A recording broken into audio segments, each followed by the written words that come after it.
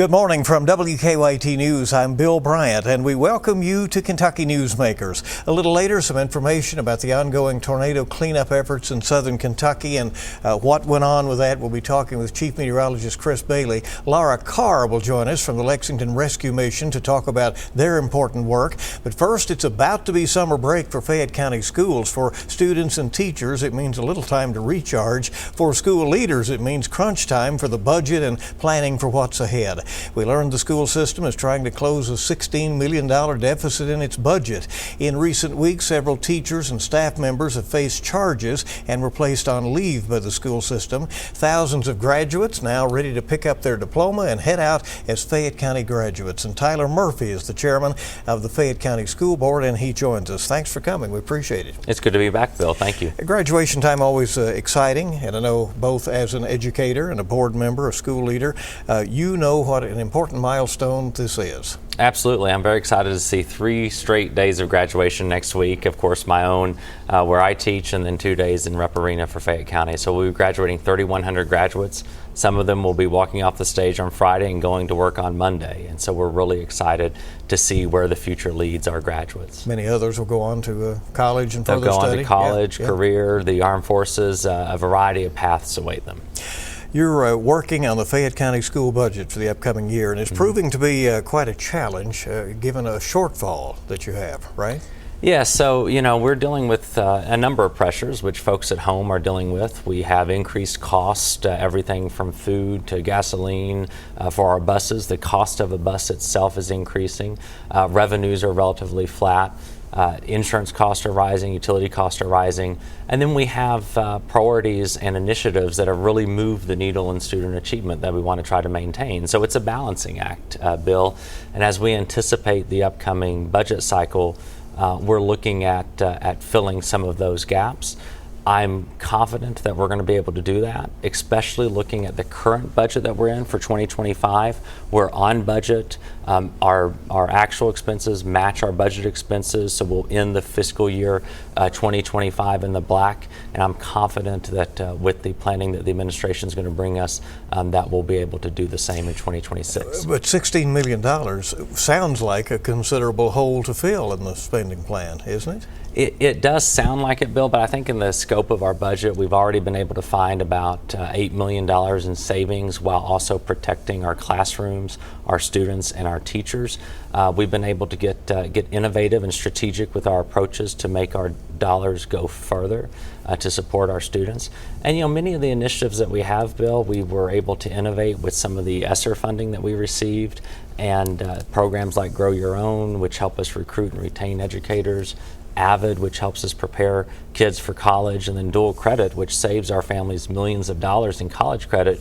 Those are initiatives that we have found worthwhile, as well as maintaining our competitive salary here in Fayette County. We started the last school year with 0 unfilled certified vacancies, the only school district to do so. So when we look at the progress that we've made, we think those are worthy investments, and we're working to do everything we can to ensure we can maintain those investments, continue moving in the right direction, and protecting our community from bearing too much of those costs as well. But what do you say to some who question the spending priorities? And I know you get a lot of that. You've had a recent sort of town hall meeting, and you heard a lot of questions. Administrative costs and professional development, such as trips and so on, that many stakeholders don't see the value in compared to what they believe to be direct spending on students. I understand that, Bill, but 85% of our budget goes directly to supporting students, and that has paid dividends in the form of increased graduation rates, right? We are at 93%, and our graduation rate's the highest since 2021. For the first time ever, no Fayette County school has been targeted for comprehensive support and improvement through our state accountability system. We've seen an extraordinary increase in graduation among some of our most vulnerable populations of students. We've closed opportunity gaps. We've moved the district forward. Our staff to student ratio is 13-1, the lowest in the country. So when you look at the things that our district's invested in, it has truly paid dividends for the community. And we have one of the lowest administrative costs here in Fayette County. It may not match a lot of the headlines or some of the social media scuttle we see, but about 1.2% of our budget goes towards administrative costs. And when you compare that to certainly similar districts or even the private sector, it's relatively low. Do you think that is the perception out there, though? And you said it doesn't match the headlines. I mean, people seem to perceive that it is top-heavy within the school system, and maybe that's the case with a lot of school systems that that question arises. Well, what I would say to those folks is look at the results that we've been able to achieve for our students. We've moved the needle, Bill, so much to make Fayette County a destination district. Those kids that we're going to be graduating next week are examples of that. Scores are only one piece of the puzzle, right? But we've seen growth in the scores. We've seen students achieve in a number of ways. Just before I came in here, I was getting notifications of our students winning awards in student technology programs, in Chinese programs, in art and art education.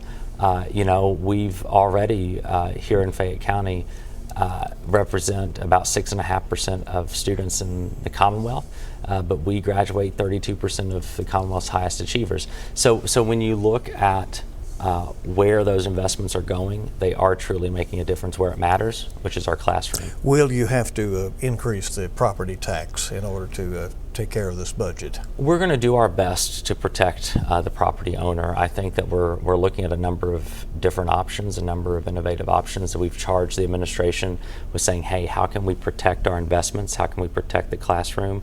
And also balancing that responsibility to taxpayers. So as we await their proposal and their response, I'm hopeful that we're going to find a middle path that will protect both our students in the classroom and then property owners in Fayette County. Recently, there have been several high-profile criminal cases involving school employees. Are those always automatic suspensions? Well, Bill, those are typically handled by the administration, and I will say, first and foremost, obviously, in Fayette County, student safety is first and foremost our priority. We also recognize that there are processes in place. The administration has those processes, and as a board, we have to respect those lines of division. There are circumstances where they could rise to the board's attention, but as it stands now, the administration is handling those, again, prioritizing student safety in the process. Well, you are chairman of the board. Should parents have concerns when there are charges against teachers and other school employees? I think parents should find solace in the fact that Fayette County Public Schools is committed to student safety. We're committed to taking any accusation seriously, and that we are certainly committed to getting to the bottom of anything and following the appropriate processes to keep students safe. As you're aware, Tyler, the school system says it has no tolerance when it comes to retaliation when something improper is reported, and yet some parents and some employees have told us that what keeps that information from being brought forth sometimes is a concern about that. That's quite a dilemma for a school system, isn't it?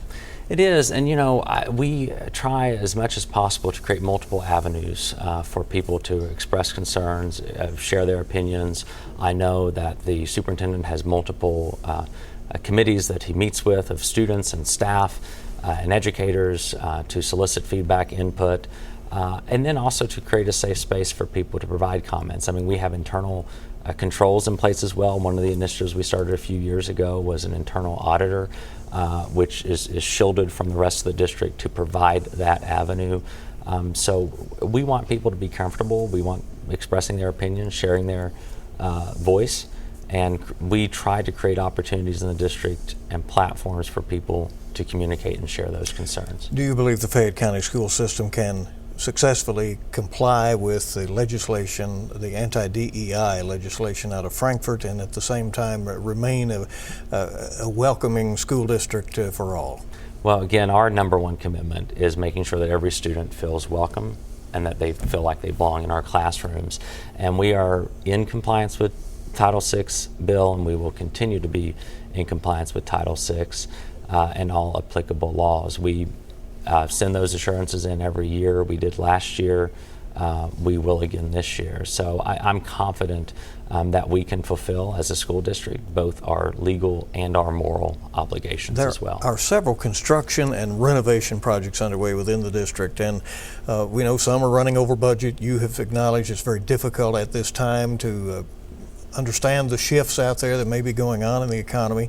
So is it a challenging time to do construction, and what are some updates on some of what you're doing? It is a challenging time, and it contributes to the uncertainty that we're dealing with, right, which makes budgeting for 2026 even more difficult, because some of the talk about tariffs is obviously going to impact the construction market. It also impacts bonding, Bill. You know, when we saw the markets respond to some of the tariff announcements, the bond market was hit particularly hard, which is unusual because usually bonds are a safe, steady stream of investment. And I don't want it to be lost on anyone at home that bonds are how government agencies and school districts, that's how we fund big projects like this. So certainly there's cause for pause. I won't say alarm just yet. It's something we're monitoring. We're moving forward with the Henry Clay project, and that's actually coming in where it needs to come in on budget. The elementary school over on Greendale Road, and then we're opening this summer the Hill, which is the Hub for Innovative Learning and Leadership, which is our CTE Center, Career and Technical Education Center downtown. That's the old Harold Leader building. That's the old Harold Leader building. And then the Mary Britton Middle School down the road up here in Hamburg.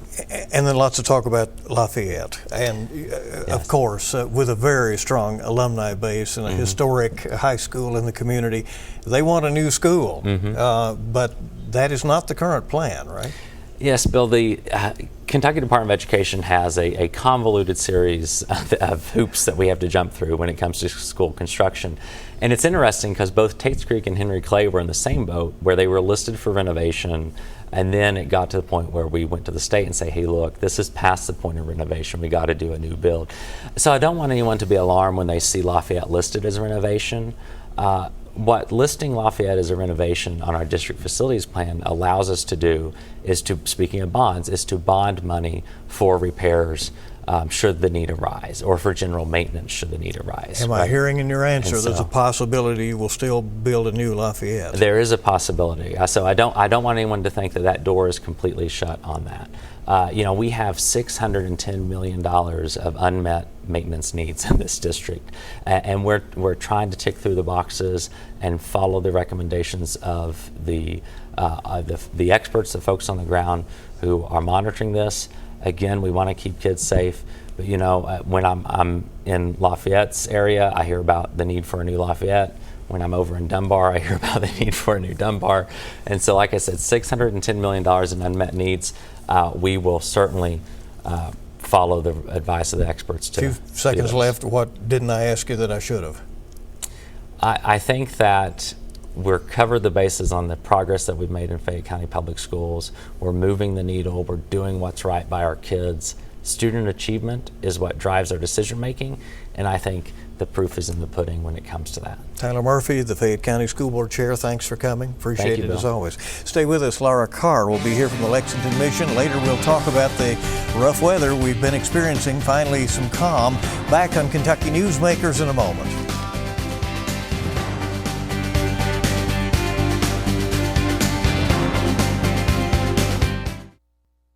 Welcome back to Kentucky Newsmakers. The Lexington Rescue Mission is a faith-based effort to help people rebuild their lives. They say they provide healing and hope. It's eye-opening to see how many lives they touch and the difference they try to make every day. And joining us is Laura Carr, who is the Executive Director of the Lexington Rescue Mission. Thanks for coming. We appreciate you being here. My pleasure. We just wanted to learn more about what the Lexington Rescue Mission does. We know you help those on the street and those who are trying to rebuild their lives, right? Yes, we are here to serve hurting people, and that includes people when they're at their lowest point. Oftentimes they're in crisis. Maybe they've lost a job, they're struggling to put food on the table, and in some cases they're experiencing homelessness. And our goal is to meet people where they're at, to walk alongside of them, figure out what their needs are, how do we address those immediate needs for things like food and clothing and shelter? But then how do we get to the root of the underlying issues so that people can really experience healing and find hope and ultimately thrive? You try to get them back on a footing, Exactly. right? I mean, after they've maybe paid a debt to society for a past crime, or there's been a problem with addiction. Exactly. Right? Yeah. So many people in our community have been touched by addiction, and often, interrelated with that, there may be a criminal offense. So we actually go into the jails here locally and do classes with men and women to try to give them the skills that they're going to need when they get out. We also meet people when they're in recovery programs trying to recover from addiction. And so when people get released from those, if they need a place to go, if they don't have support, we have 3 transitional homes where they live at the mission and stay with us for years, sometimes longer. And we really help them as they rebuild their lives. And so that's a core part of what we're trying to do. And then we also have a lot of other outreach we do for people who are experiencing homelessness. Now tell us a little bit about that. Yeah, so we have meals every day. Monday through Saturday, we have breakfast and lunch. We served over 50,000 meals last year for people who are hungry. And often that's the first point. Somebody comes in for a meal, we get to know them, we get to know their story, and we get to figure out how can we help them with other things. And so we'll try to help. In some cases, if they're homeless, they may need to find shelter. In some cases, they want to go into an addiction treatment program or get help for a mental health issue. Sometimes they need help restoring relationships with family. So in any case, we try to help people with what the need is, connect them to other services that are helpful, and ultimately get them out of homelessness. One of our key programs that we do with that is called our Homeless Intervention Program. And we work with individuals and families when they're homeless to help them find affordable housing, which is a challenge for anybody, let alone someone who doesn't know where they're going to sleep night to night. And then we pay half the move-in cost to get them into housing and provide a lot of support so that they can sustain their housing long term. How do you meet that challenge? It must be difficult to find that affordable housing in a community where the rents are high and and the price of buying is even higher. It's incredibly challenging. We have 2 full-time housing counselors, and that's all they do is they work on helping people to get into housing. And so over the years, we've developed great relationships with a lot of landlords, and that has built a lot of trust. So that helps us to connect people with housing opportunities. Obviously, we work where there's income-based housing. That's very helpful for a lot of folks who cannot afford market rate rent. But Lexington's in a really tough spot because our occupancy rate for rental units is very low. I'm sorry, the occupancy rate is very high. The open rate, vacancy rate is very low. And so finding housing for anybody is a challenge, let alone something that's affordable. So it takes a lot of persistence. It takes a lot of prayer. We've seen God open doors, and we just are there with people through the whole process from start to finish, and then even after they're housed. How much of a difference does it make, do you think, to people who have been in real trouble and had real issues to know that somebody cares? It makes such a difference, and that's what we hear all the time. When people come through the doors of the mission, they feel like they're treated with kindness and dignity and respect. But more than that, somebody listens, they get to know their name, they get to know who they are as a person and not just as a number. And it makes so much difference because oftentimes when people are experiencing homelessness, it's a really dehumanizing experience. And a lot of people feel like they aren't even a part of our community because they're overlooked. People don't look them in the eye, they don't smile. And so we try to welcome everybody just as we would family into the mission, and we hear that over and over again. Is why people keep coming back. You have a relatively new initiative called Circles Lexington, attempting to help people overcome the barriers that may be holding them or their family back. Right? Exactly. Circles Lexington just started in January, so it's very new to us, but it's actually been around for decades around the country through Circles USA. We're a chapter here locally, and basically it's a mentoring program that matches people who are in poverty and wanting to make change in their life with volunteers and friends who create friendships with those folks in a structured setting, and provides a lot of training and support to help the circle leaders or the program participants to achieve their goals. And what we've seen so far, and we're only 5-6 months in, we are seeing we've already had circle leaders achieve multiple goals, and we're just getting started. So it's really exciting to see what can happen when people have friends to count on and people in their lives that are cheering them on, that are advocating for them, that are helping to open doors. It makes such a difference. That social capital is so critical to helping people overcome poverty long term. You obviously have to rely on others and partner with other organizations and reach out to the public for help as well. How can people help you? Well, we need lots of help. We depend on volunteers to help the mission go every day. Everything from serving meals to sorting clothing to teaching classes and mentoring to childcare. We need people that can come alongside and give of their time and who want to join us in this work. So volunteering is critical, but this mission does not run without money to run it. We've got 5 buildings, we have staff, we have lights to keep on, food to serve, and it all costs money. So we are blessed to have donors across the Bluegrass that make the Lexington Rescue Mission possible. And so people that want to help contribute to that, they can just go to the website. The easiest way is just to make an online donation. All of that money will come back directly to the Lexington Rescue Mission and stay right here in the community. You have a date circled on the calendar coming up with a grand opening of a new facility, right? Yes, we are super excited. June 7th, we're going to be celebrating a project that has been in the works for several years, and that is our new community center that's opening up in downtown Lexington, right on the corner of 2nd and Jefferson. And the really neat thing about this project is not just Lexington Rescue Mission. Isaiah House has opened a community health center on site. Jubilee Jobs of Lexington has moved in on site, and they're doing job training and placement. And we're working alongside of them to help provide holistic solutions between all 3 agencies, really getting to address the needs of people that are coming into the mission. Laura Carr with the Lexington Rescue Mission. We appreciate you coming in, as always. My pleasure. And thanks for all the good work you've done over many, many years. Thank you. Appreciate that. Everybody stay with us in just a moment. Our Chief Meteorologist, Chris Bailey, will join us. We'll get some perspective on this horrible tornado that was deadly in southern Kentucky. We're coming back on Kentucky Newsmakers in a moment.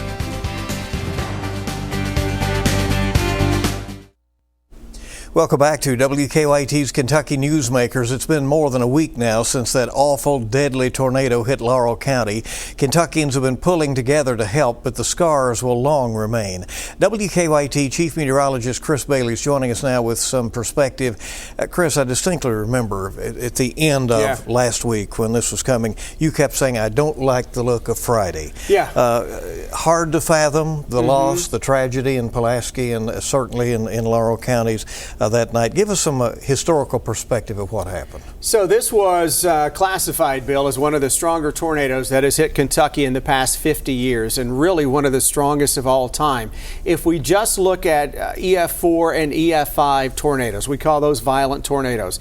This is only the 6th EF4 or greater tornado that we have had in Kentucky in the past 50 years. You got to go back to super outbreak in 1974 for when you had more than one in a given year, let alone in over a 30 or 40 or 50 year span like this. And since recorded history in the late 1800s, when we started documenting tornadoes in Kentucky, this is the 37th strongest tornado on record for the state. That's incredible. It really is. You know, we saw it roll through Wayne County, then Somerset. There was all of the damage there. But the storm actually got bigger. Did it get more powerful as it headed toward London? You know, it really did. We started watching that rotation on radar that night, and it got really, really tight around the Ferguson area of Somerset, which is about where we got the first confirmation, the first visual confirmation of the tornado. And then the reports as this thing started getting toward Mount Victory. And then on radar, we noticed as it was cruising out of Pulaski County into western Laurel County, or about to make that switch over into Laurel County, you could see the velocities on the radar that were getting even tighter. And we look at something called the shear markers that we have on our First Alert Radar Network. And not only was this an intensifying tornado, but you could see, Bill, the width of that tornado was increasing. So it was getting wider. I've got a graphic that can show you the specifics on this. Look at this. At the widest point, Bill, this was almost a mile wide tornado. Now, the swath on this goes for almost 56 miles from Russell County all the way to the east of London. But when you talk about a EF4 tornado of 170 mile an hour winds, a mile wide coming at you, what do you do in that situation? You know what I mean? I mean, it takes up whole neighborhoods in that regard. We look at this horrible damage, certainly, and it is, neighborhoods and the airport at London Corbin and that south end of London. What have we learned from this, if anything, Chris?